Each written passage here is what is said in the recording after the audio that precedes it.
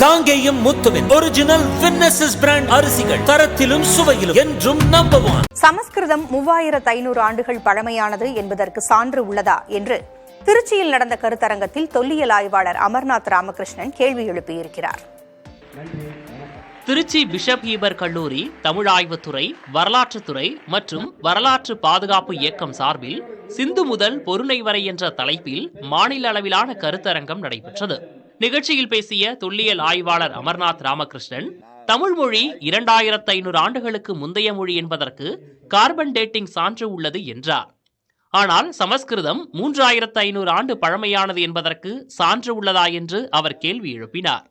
கிமு 800 முதல் சுமார் 1100 ஆண்டுகள் கீழடி நாகரிகம் சிறப்புற்று விளங்கியதாக கூறிய அமர்நாத் ராமகிருஷ்ணன், சங்க இலக்கியங்களில் தொன்மை பதிவாகி இருக்கிறது என்றார். கீழடி உட்பட பல ஊர்கள் பண்டைய காலத்தில் என்ன பெயரில் அழைக்கப்பட்டன என்பது ஆய்வு செய்யப்பட வேண்டும் என்றும் அமர்நாத் கூறினார். முன்னால் எவ்வாறு வரலாறு இருந்தது, தமிழகத்தில் கீழடிக்கு பின்னால் வரலாறு எவ்வாறு பார்க்கப்படுகிறது என்பதை பார்க்கும் பொழுதுதான் அது புரியும் உங்களுக்கு. கீழடிக்கு என்ற ஒரு இடம் கண்டுபிடிக்கப்பட்ட பிறகுதான் அதனுடைய உண்மைத்தன்மை நமக்கு தெரிந்தது. சங்க இலக்கியம் சொல்பவை எல்லாம் பொய் அல்ல, புரட்டுக்கள் அல்ல, பல ஆதாரங்களை நமக்கு விட்டு சென்றுள்ளன என்ற கருத்தை நமக்கு எடுத்து சொல்றது. நீங்க பட்டினப்பாலை வரியெல்லாம் பாருங்க, பெரிய பெரிய நகரங்கள் இருந்திருக்குங்க, மாட மாளிகைகள் இருந்திருக்குங்க, வீடுகள் இருந்திருக்கு, தெருக்கள் இருந்துள்ளன, அனைத்தும் இருந்துள்ளன. எங்கே போய்விட்டது என்ற கேள்விதான் நம் முன்வைத்தார்கள். சங்க இலக்கியங்கள் சொல்கின்ற அனைத்து செய்திகளும் மிகவும் அற்புதமாக இருக்கிறது. ஆனால் ஆதாரங்கள் எங்கே என்று கேட்டாங்க. நம்ம காவேரி பூம்பண்ணும் போய் தோண்டி பார்த்தோம், நம்மளால ப்ரூவ் பண்ண முடியல. அங்க போனா புத்திஸ்ட் விகாரா தான் கிடைக்குது நமக்கு. என்னடா பார்த்தா புத்த சமயத்தை சார்ந்து தான் கிடைக்குது நம்ம சொல்றோம். அதே போல அரிக்கமேடு தோண்டினார்கள். அரிக்கமேடுல தோண்டும் பொழுது பார்த்தீங்கன்னா உங்களுக்கு ரோமானிய கால தொடர்புகள் தான் கிடைக்கிறது. ஆனால் ரோமானிய கால தொடர்புகளை பற்றி சங்க இலக்கியங்கள் தெளிவாக விளக்கிய உள்ளன. யவனர்களின் தொடர்புகளை பற்றி தெளிவாக விளக்கிய உள்ளன சங்க இலக்கியங்கள். ஆனால் அதை மேலோட்டமாக நாம் பார்த்து விட்டு சென்றோம்.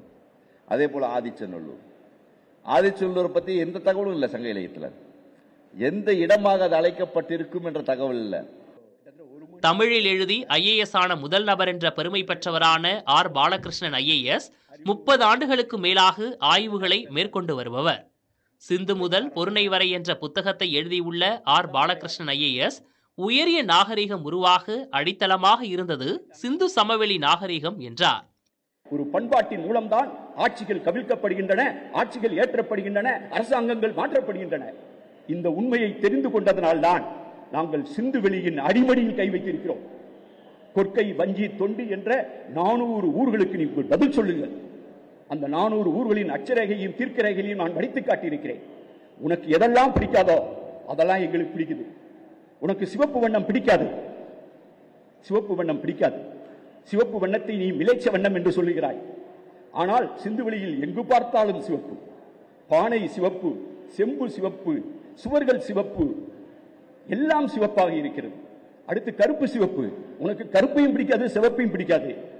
தொல்காப்பியர் சொல்றது கருப்பும் சிவப்பும் வெகுளி பொருள. அந்த கருப்பு சிவப்பு பாண்டம் தான் டீஆக்சிடைசேஷன் மெத்தட்ல அது ஒரு ஸ்பெஷலா தான் நீங்க கிரியேட் பண்ணோம். கருப்பு சிவப்பு பாண்டத்தை அவர்கிட்ட கேட்டு பாருங்க. இன்னைக்கு கருப்பு சிவப்பு பாண்டம் தான் இந்தியாவினுடைய ஆக சிறந்த இந்தியா துணைக்கண்டத்தினுடைய பேன் இந்தியன் பாட்டரி என்ற கருத்தை நான் எழுதியிருக்கிறேன். ஒடிசாவில் கிடைக்கும் பானை ஓடுகளில் காணப்படும் குறியீடுகள் கீழடியில் கிடைத்த குறியீடுகளை ஒத்திருப்பதாக கூறினார். சிந்துவெளி பண்பாட்டின் நூற்றாண்டு இந்த ஆண்டு கடைபிடிக்கப்படும் நிலையில் சிந்துவெளி விட்ட இடமும் சங்க இலக்கியம் தொட்ட இடமும் ஒன்றுதான் என்று பாலகிருஷ்ணன் தெரிவித்தார். மேலும் திராவிட மொழி குடும்பம் என்று சொல்ல வேண்டிய முக்கியமான தேவை இருக்கிறது என்றும் பாலகிருஷ்ணன் தெரிவித்தார். புதிய தலைமுறைக்காக ஒளிப்பதிவாளர் சரவணகுமாருடன் செய்தியாளர் லெனின். காங்கேயம் முத்துவின் ஒரிஜினல் வின்னசஸ் பிராண்ட் அரிசிகள் தரத்திலும் சுவையிலும் என்றும் நம்பர் 1.